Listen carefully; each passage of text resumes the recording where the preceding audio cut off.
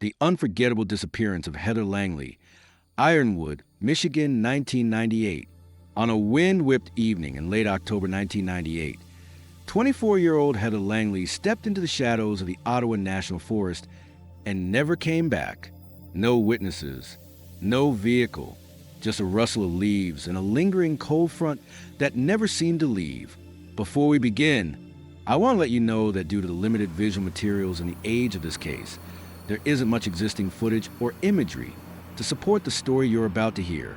As a result, this episode will feature a single image background throughout. Think of this as more of an immersive audio experience, a storytelling session that lets your imagination fill in the gaps. Now's the perfect time to grab your headphones, maybe even some popcorn, and settle in.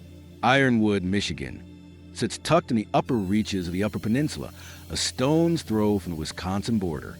It's the kind of place that, by Halloween, sees the sun vanish behind layers of gray by mid-afternoon.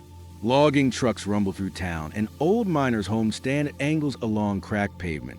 People know each other here. At least, they think they do. Heather Langley had grown up in Ironwood, a quiet, artistic soul.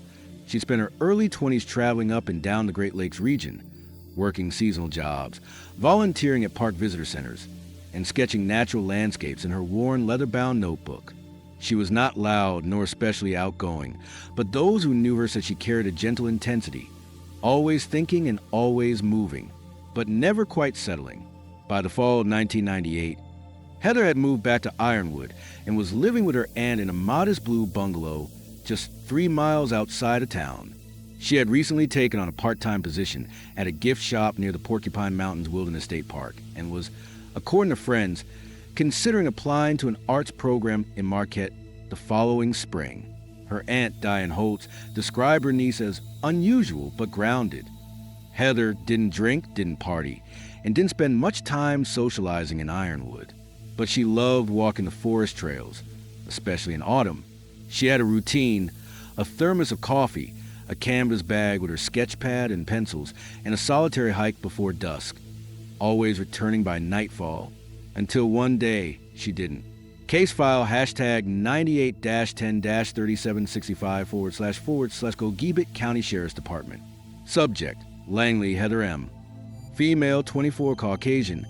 Height, 5 feet 6 inches. Weight, 118 pounds. Last seen, October 27, 1998, Nonsuch Trailhead, Ottawa National Forest. Status, missing / cold case. On the afternoon of October 27, 1998, Heather left her aunt's house around 3:45 p.m. Weather records indicate that it was 41 degrees and overcast, with a cold wind blowing in from the west.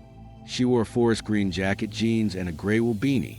She drove her aunt's 1991 Honda Civic, reportedly mentioning that she was heading toward the Nonsuch Trail, a rarely used path that wound through older growth forest near an abandoned 19th century mining camp.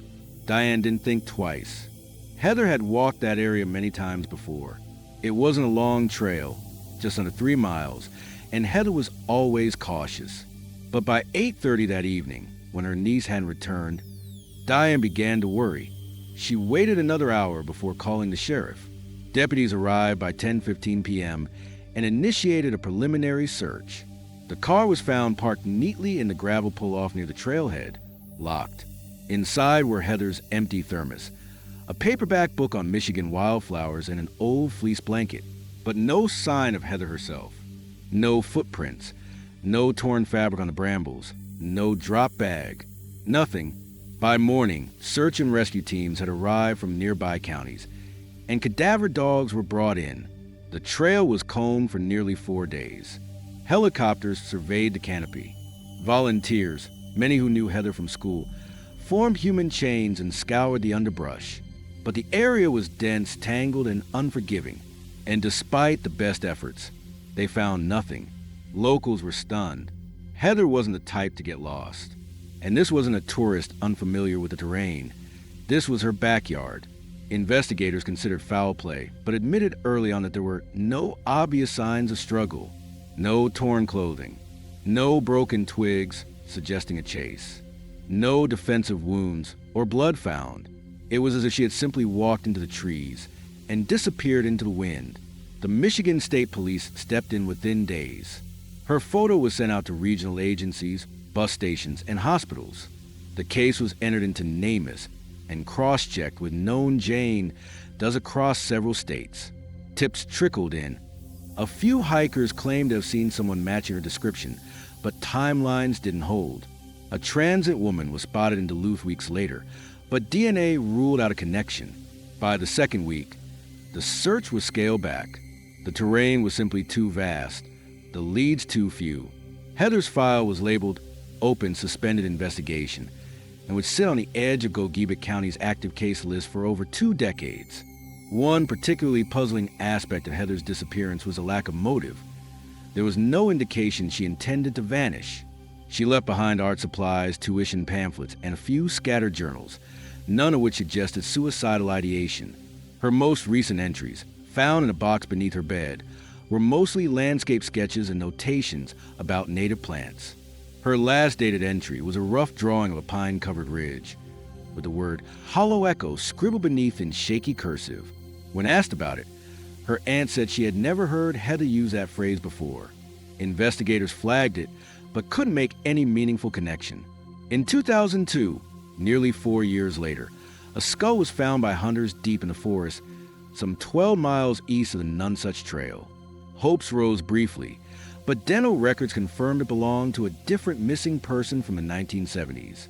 The disappointment was crushing for the Langley family, who by then had stopped hoping for a miracle and simply wanted answers.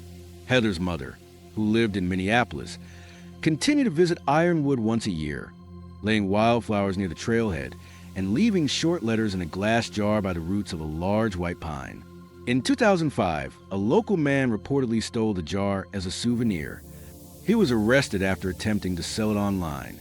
Charges were later dropped, but this led to a brief resurgence of public interest in the case. Yet, still, no trace. Some locals speculate Heather met someone in those woods, someone she knew. There were stories of a reclusive man living off-grid not far from the southern edge of the forest, known only as Jacob or Old Jake. Law enforcement searched the area, eventually locating a rundown shack containing old canned goods and a broken radio, but no sign of its inhabitant. Nothing definitively tied the cabin to Heather, and no witnesses could confirm anyone else was seen near the trail that day. Then there's the less rational theories. Whispers about the Nonesuch Trail being cursed, rooted in old mining disasters and Ojibwe legends of forest echoes, phantoms that lure people off familiar paths with familiar voices. These tales, passed down in hushed tones by older residents, were never taken seriously by law enforcement. However, they reflect the desperation of a community searching for closure in a story with no clear ending. The last official action on the case came in 2008, when a private investigator hired by Heather's mother requested access to sealed case files. That request was denied. A Freedom of Information Act filing later revealed little new, except for one chilling detail. A hiker in 2001 had reported hearing what sounded like a woman calling for help deep within the woods. But when he tried to find the source, the voice faded. The man, a retired postal worker, claimed it had sounded like someone underwater. Investigators logged the report as unverified. Heather Langley's case remains open. As of 2025, it is classified as missing person, unresolved, with the file maintained under Gogebic County's Cold Case Division. Every few years, a tip surfaces, a bag is found, a partial bone fragment is recovered and tested, but none have ever matched. And every year, around the end of October, fresh flowers appear at the Nonesuch Trailhead. No note, no witness, just silence. It was Tuesday, October 27, 1998. In Ironwood, Michigan, the day began like many others that fall, dim, overcast, and whisper quiet. Locals would later describe it as the kind of day that felt like it was waiting for something to happen. Timeline of events, October 27, 1998. 11:40 a.m., Heather Langley purchases North Trail General. Store records and cashier testimony confirm that Heather stopped by North Trail General Store, a small, family-run shop located on County Road 513. She bought a thermos of hot coffee, 2 granola bars, and a pack of drawing pencils. The cashier, identified only as Rita M., described Heather as calm, maybe a little tired. She wore her forest green utility jacket, faded jeans, and a gray wool cap. Nothing seemed unusual. 12:15 p.m., Heather returns home briefly. Her aunt, Diane Holtz, was home for lunch and saw Heather arrive. According to Diane, Heather seemed in her head as usual. They exchanged only a few words. Heather said she was heading out to sketch before the snow came. She declined an offer to join for dinner, saying she would be back by dusk. Diane later told investigators she had this faraway look like she was going somewhere in her mind. 3:42 p.m., Heather departs a residence. A neighbor, George Merrill, reported seeing Heather backing out of the driveway in her aunt's 1991 silver Honda Civic. He waved to her as she passed. He described her as alone and focused on the road ahead. The timestamp comes from George's home security camera, which briefly caught the Civic pulling onto County Road 505. 4:06 p.m., vehicle spotted near Nonsuch Trailhead. According to hikers Jenna R. and Dale V., the silver Honda Civic was parked at the Nonsuch Trailhead by the time they arrived. They did not see Heather, but reported noticing the car doors were locked and that a small blanket was folded in the back seat. Weather reports confirmed the temperature had dropped to 39 degrees Fahrenheit, with rising winds.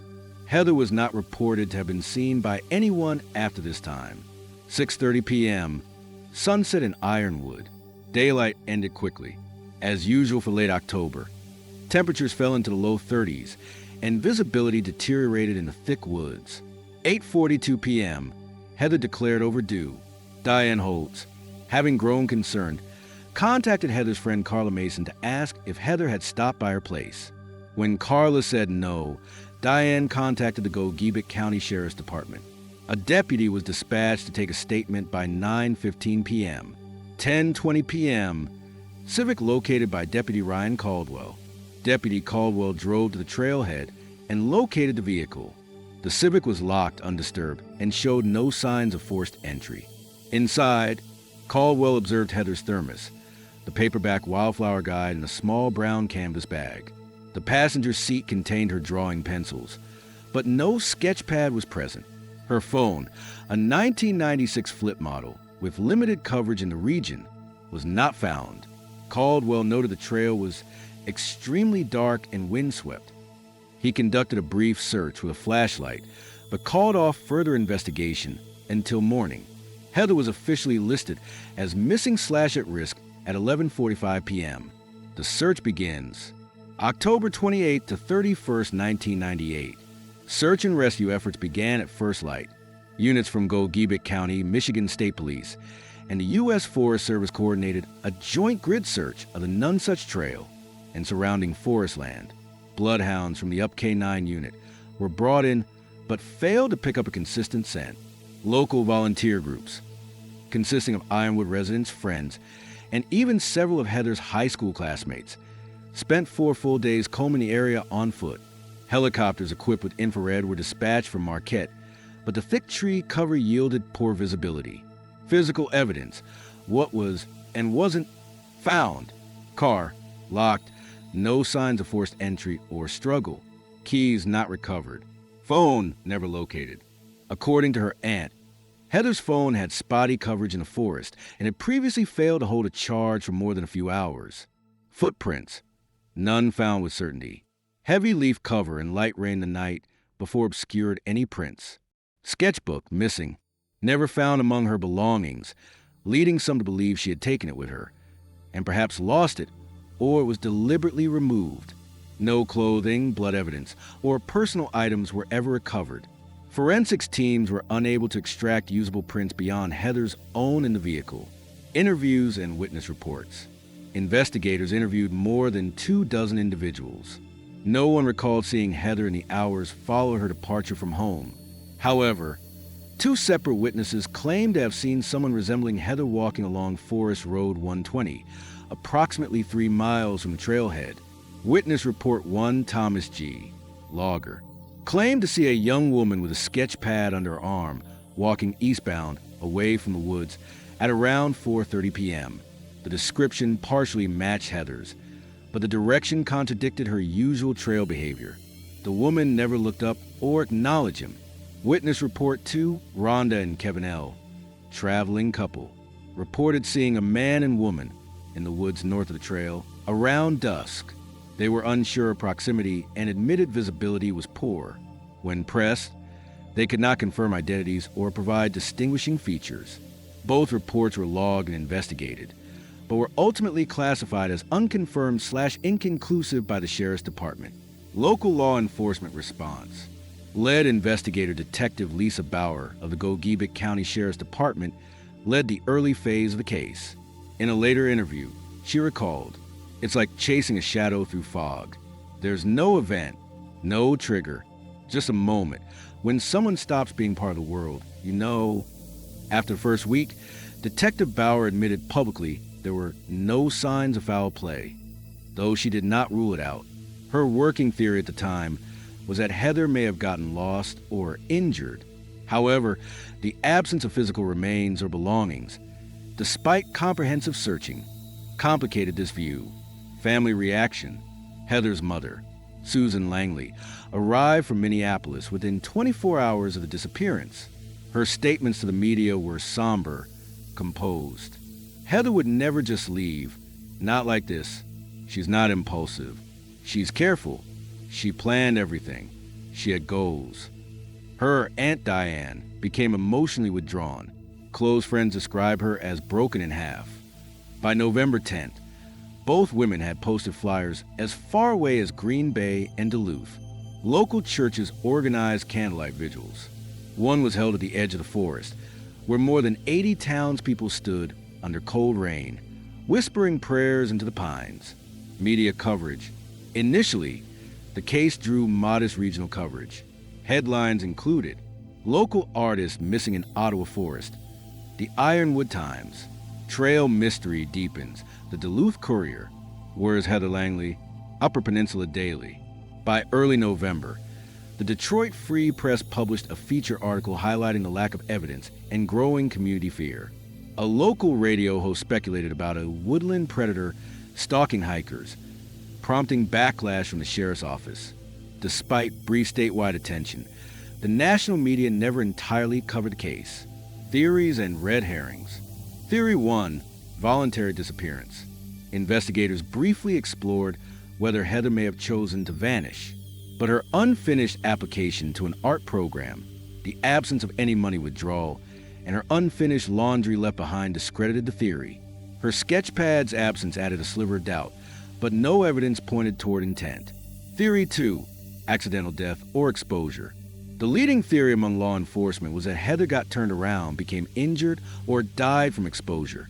But repeated searches yielded no remains, no torn clothing, no dropped items. Theory 3, third-party involvement. A more sinister theory emerged around Jacob, Old Jake Harlan, a reclusive drifter known to inhabit abandoned mining shelters nearby. A known loner with minor run-ins for trespassing and poaching, Harlan vanished from the area weeks after Heather's disappearance. A subsequent sweep of an old shack he was known to use turned up nothing unusual, just empty bottles, hunting gear, and a tattered sleeping bag. Red herring. The green pickup. In December, a tipster reported seeing a green pickup truck parked off-trail on the same day. Investigators traced the vehicle to a retired construction worker hunting rabbits in the area. He had no criminal record and was quickly cleared. Still, locals began to associate the green truck with ominous rumors. Rumors and local lore. Ironwood has its share of folklore. Some whisper about forest echoes, stories passed down from Ojibwe traditions that told of people lured into the trees by voices they knew. Others recalled stories of missing miners from the 1800s, swallowed by the land and never found. One retired logger swore he had seen a woman in a green jacket walking silently along a fire road in 2001. He thought it was a ghost. Lingering questions. Why was the sketch pad never found? Where was her phone? Did she leave the trail voluntarily, or was she coerced? Could someone have followed her into the woods that day and waited? As winter took hold of Ironwood, the case grew colder. But for Heather's mother and aunt, the ache remained constant. Each year, they marked the date, waiting for a new clue with each season. And then, in the spring of 2000, a new witness came forward. A woman passing through Ironwood claimed she had picked up a hitchhiker 2 years earlier, who matched Heather's description almost exactly. She said the woman never gave her name, but what she did say changed everything. The woods in Michigan's Upper Peninsula don't give up their secrets easily, and sometimes they don't give them up at all.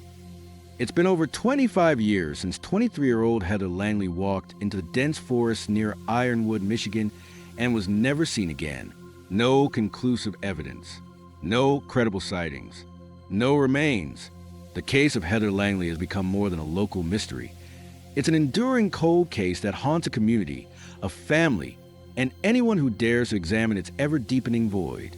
This final segment in the Heather Langley case walks through the remaining known leads, introduces key theories investigators and locals have debated, and ends not with closure, but with questions that only deepen the fog. The hitchhiker account, spring 2000, 18 months after Heather disappeared. A woman named Candace Bowers, a traveling nurse from Minnesota, contacted the Gogebic County Sheriff's Department. She claimed that in late November 1998, shortly after Thanksgiving, she was driving westbound along Route 2 near Ashland, Wisconsin, roughly 80 miles from Ironwood, when she picked up a young woman hitchhiking near the roadside. Candace described the woman as early 20s, slender build, long brown hair under a knit hat, wearing a green jacket and hiking boots. Quiet but polite, didn't want to say much. According to Candace, the woman only accepted a ride as far as a rest stop north of Marengo. When asked her name, she hesitated, then answered, "People don't always stay missing. Some of them just get tired of being found." Candace thought little of it at the time, but months later, after seeing Heather's missing persons flyer in a rest area near Marquette, she called it in. Law enforcement found the account credible but unverified. No surveillance footage was available, and follow-up interviews did not yield additional sightings. Still, it cracked open a theory that had previously been sidelined. Theories that refused to die. With no body, no confession, and no digital trail, speculation became the only tool left in the arsenal of both law enforcement and amateur sleuths. As years passed, 3 primary theories emerged, each with supporters and skeptics. Theory 1, voluntary disappearance. Motive, emotional withdrawal, desire for solitude, or an intentional departure from society. This theory gained traction based on Heather's personality profile. Friends describe her as restless, introverted, and spiritually curious. She has spoken in vague terms about traveling west, finding stillness, and starting over where nobody knew her. She had no outstanding debts, no history of drug use or self-harm, but there were subtle indicators of inner turmoil. A private journal found in her room spoke of feeling lost in a world full of static. Her final sketch in a class portfolio showed a figure dissolving into a dark forest. Proponents of this theory believe Heather may have staged her disappearance intentionally. The missing sketchbook, possibly taken with her, may contain answers never found. Counterpoint: why leave without any money, ID, or plan? Investigators found no activity on her social security number, no passport usage, and no known aliases. For a disappearance of this magnitude, precise planning would be required, and Heather, by all accounts, was disorganized when it came to logistics. Theory 2, foul play/abduction. Motive, random encounter, crime of opportunity, or targeted violence. The remote trailhead where Heather's car was found sits just a few miles from now-defunct logging roads, paths that few outsiders know, but locals and drifters do. Law enforcement logged several unsavory figures in the vicinity around the time Heather went missing. Jacob Old Jake Harlan, a transient with a history of petty theft and trespassing, known to squat in old mining cabins near Nonesuch Trail, and disappeared from the region shortly after Heather's case went public. Though his shack was searched, nothing of Heather's was recovered. A rusted hunting knife was found buried nearby, but no DNA was extractable due to erosion. Green pickup sighting. Multiple reports surfaced of a dark green Ford pickup seen lingering off Forest Road 120 inches the afternoon, and Heather vanished. A composite sketch was issued, but the driver was never identified. Behavioral analysts consulted by MSP suggested the method of disappearance, no trace, no struggle, no precise timeline, was consistent with fast and controlled abduction, possibly by someone with knowledge of the area and intent. Counterpoint: no defensive wounds, no blood, no signs of violence at the trailhead. Statistically, outdoor abductions by strangers are rare and usually chaotic. Yet everything about Heather's case suggested calm, even quiet vanishing. Theory 3. Environmental or natural causes. Motive: disorientation, injury, exposure, or wild animal encounter. The Nonsuch Trail system snakes through over 100 square miles of dense forest and ravines. In late October, as temperatures fall and daylight wanes, it's dangerously easy to get turned around. Add a minor injury, twisted ankle, fall from a slope, and survival odds diminish quickly. Some believe Heather went off trail to sketch, got lost or injured, and succumbed to exposure before ever being found. Gogebic County Search and Rescue recorded that even infrared-equipped helicopters had limited use due to thick canopy cover. Wildlife theory: black bears, while rare aggressors, do roam the region. More likely, if Heather had died from exposure, her remains could have been scavenged and scattered by animals, making recovery extremely difficult. Counterpoint: even in cases of natural death, something is usually found: fabric, bone fragments, jewelry. But in Heather's case, nothing. Rumors, obsessions, and the lingering public. Even decades later, Heather Langley's case remains a topic of discussion in online forums, amateur sleuth blogs, and paranormal message boards. Some claim the region around Nonsuch holds strange energy. Over the last 60 years, multiple missing persons cases have occurred within a 25-mile radius. Most have been solved. Heather was not. The trail siren theory. Local legend speaks of a sound, a subtle whisper, said to lure people deeper into the woods. While purely folkloric, some online theorists link this to Heather's love for silence and solitude, a metaphor turned eerie. Heather sightings: 2005, 2011, 2017. In 2005, a woman matching her description was spotted in Idaho, living off the grid. No confirmation. In 2011, a faded sketch pad was found in a Wisconsin antique store. The seller had no record of its origin. The drawings were unsigned. In 2017, a woman with Heather's features was seen in a Seattle bookstore. When approached, she vanished into the crowd. None of these leads bore fruit. All remain open. The family's final word: Heather's mother, Susan Langley, passed away in 2019, never knowing what happened to her daughter. In her final interview in 2017, she said, "I've stopped expecting answers, but I haven't stopped hoping." Her Aunt Diane still lives in Ironwood. Each year, she places a sketch pad on the bench near the Nonsuch trailhead. Every spring, it disappears. To this day, Heather Langley's sketch pad remains missing. Her phone was never recovered. Her remains have not been found. No suspects were ever charged. The trailhead remains active, but visitors still ask about the girl who vanished. What makes this case so haunting is its utter lack of resolution. Every theory has cracks. Every lead runs into a wall of fog. A young woman, intelligent and private, vanished in a place she knew well, leaving behind only questions. We may never know if Heather Langley was a victim of foul play, a seeker of solitude, or simply caught in the cruel randomness of nature. What do you think happened to Heather Langley? Was it a tragic accident or something far more sinister? Drop your thoughts in the comments. Subscribe to the channel for more content relating to horrors and missing cases.